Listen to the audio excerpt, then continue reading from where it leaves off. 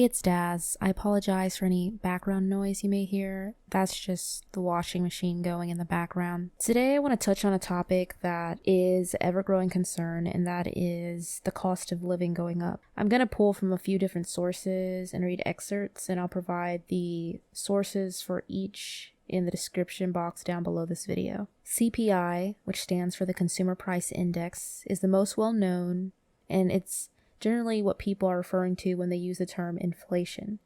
But other major measures that's particularly relevant for the Fed and interest rates in the Producer Price Index, or PPI. The rate of CPI peaked at an eye-watering 9.1% in June of 2022, which is the highest level seen since the early 80s.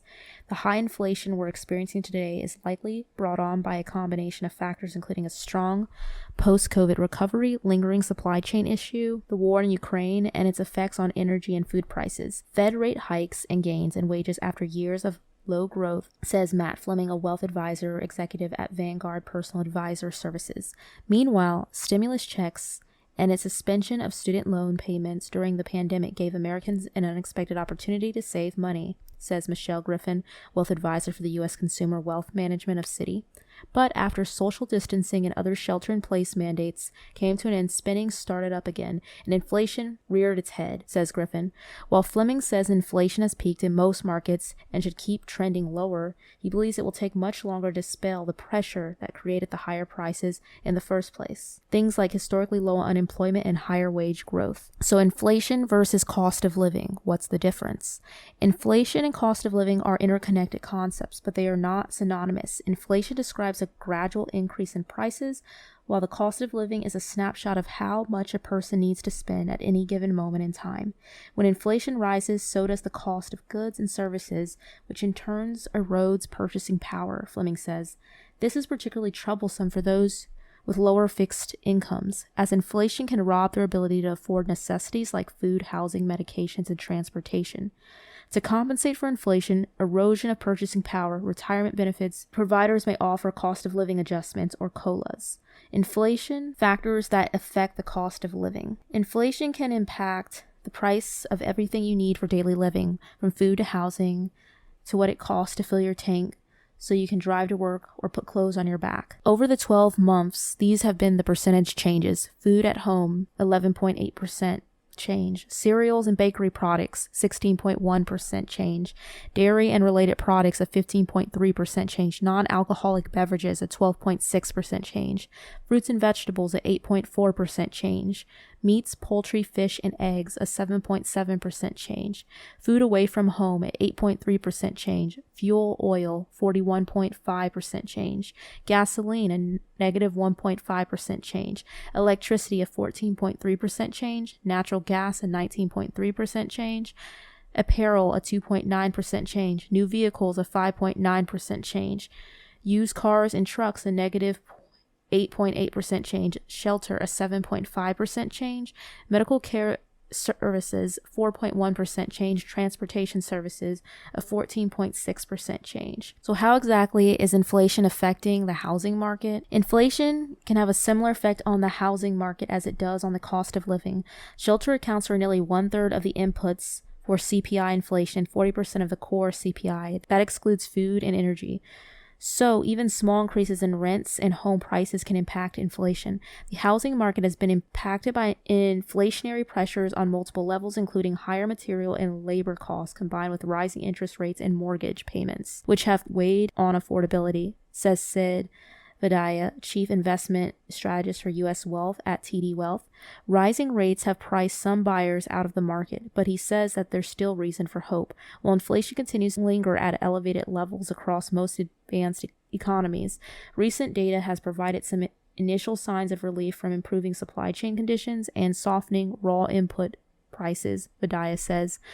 No one can predict with certainty on how high inflation will rise or when it will end. The one thing most experts agree on is that planning ahead is crucial. Having an emergency fund can give you the cushion and confidence to keep your longer-term savings fully invested, which is crucial to keeping pace with inflation. Stay focused on goals and enjoy the long-term benefits of a diversified portfolio, Fleming says.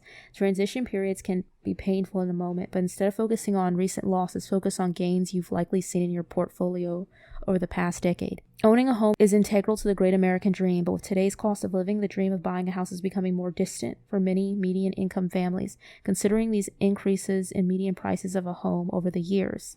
In the 1940s, the cost was $2,938. In the 1970s, it was $23,600. In 2000, it was an average of $119,600. In 2018, the average home price was $368,500. The rise in home prices has been meteoric. Adjusted for inflation, the median house price in 1940 would be approximately $40,000 in 2018. In short, you need a lot more money today to buy a home than you previously did. The average home buyer in 2018 was 44 compared to the average home buyer in 1981, who was 25 to 34 years old. The price of everything from a sack of flour to winter coat keeps climbing every year. Since 1970, the Consumer Price Index saw a 500% plus increase even after adjusting for inflation. Today's dollar buys a whole lot less than it did 50 or even 25 years ago. For example, a gallon of gas in 1994 cost $1.06. In late 2018, the average price for a gallon of gas was $2.88, a full 75% higher than it should be if the price only increased with inflation. Purchasing today basics takes a lot more inflation than it did for the past generations. With education today, it's more expensive than ever. In 1971, a year of tuition at Harvard University cost students $2,600 for 2016 and the 2017 school year. The annual tuition of Harvard jumped to $43,280, or more than $60,000 when you include additional costs like room, board, and other fees. That's a markup of more than 1,550%. It's a lot harder to pay off student loan debt today, too. In 1970, a college student could spend a year working just 14 hours a week at a minimum wage job to pay for a year of schooling. Today, to earn enough money to pay for a year of college, students need to work 35 hours a week. Essentially, in 1970, it was feasible for a student to graduate from college without going into debt, something that's almost impossible now. The rising cost of higher education has led Americans to owe a collective $1.4 trillion in student loan debt. Wages. When adjusted for inflation, wages haven't changed all that much in the last 50 years. According to the U.S. Census Bureau, average wage earners pull in just 10% more today than they did in 1970. While prices of homes have risen at a much quicker rate, in the 1970s, it was possible for a family to put 50% of their income towards major expenses like housing, education, healthcare cost. Today, the average family puts 75% of their income toward these expenses, leaving limited means for everything else. So with this all said, most Americans are living paycheck to paycheck, and unfortunately, there's a lot more credit utilization happening, which means more debt. When you consider people are in debt with car payments, housing payments, student loan payments, and things continue to go up. While they talk about raising minimum wage, the problem is they also then raise the price of everything else to keep up with the rising minimum wage. But budgeting, especially now, is important. One tip I heard and I agree with is when you get paid, try your hardest to put away at least 10% of your income towards some kind of savings.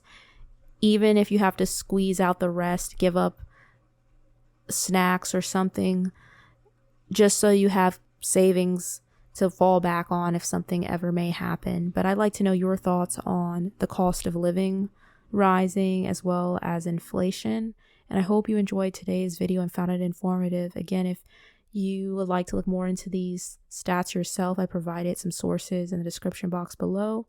I hope you have a wonderful rest of your week. Take care and God bless.